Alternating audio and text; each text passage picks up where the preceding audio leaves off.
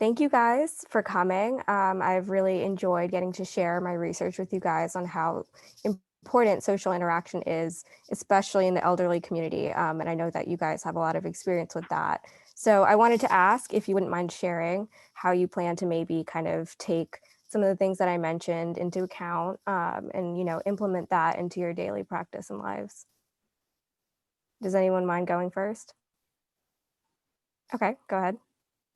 First of all, thank you so much for speaking on this really important topic. In all of my years as a caregiver, communication has been absolutely key in having those fundamental relationships. And it seems easy, but it's not always the easiest when you're working with people that suffer from different complications, from, dementia to, just not being able to relate on a lot of things. And a key fact that you mentioned in your speech was the importance of frequent communication. And with COVID, it has been challenging, to have that frequent communication because I would try to go in every day.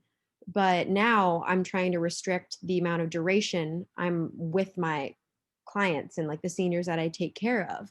And at, in the past before COVID, I wouldn't mind staying an extra 20 minutes to chat.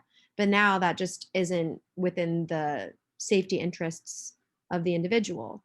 So I think that my plan is to really make sure that my senior is aware of how to use a communication app on their phone and to check in on them every day and show them, how to accept a notification and really just take time to do those teachings. So thank you again for reminding me how important it is at a time when we can't be physically around each other.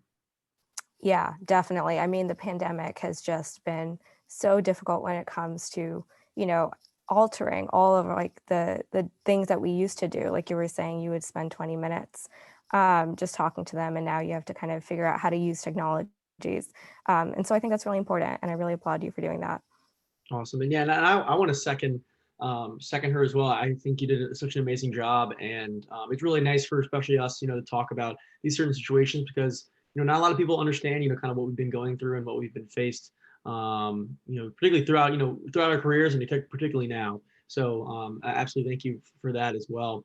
I think the biggest takeaway for me was when you mentioned communication, particularly with the family, the our seniors family. I think that's really important. I know a lot of the time that I definitely make sure that the family's in communication with the senior, but I know a lot of times like I'll set up a call or I'll set up like a FaceTime, but have it just be the senior and their family. I think a lot of times I think I need to be more involved in that and make sure that the family understands that I'm there and that understands that our relationship is great, as well as make sure the family's comfortable with me as well. So I think just kind of being kind of having calls, with the family and keeping the communication up throughout the way, and just kind of how you mentioned, building that trust, which obviously makes everyone just feel that much more comfortable, and it just helps make our job a lot more easier. So, thank you again so much. I think that this kind of round circle talk really helps everyone, and so thank you.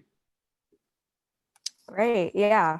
I mean, active communication is the most crucial part when it comes to all this. And like you were saying, I'm very, very glad that we were able to have this discussion and just share some of these really important findings.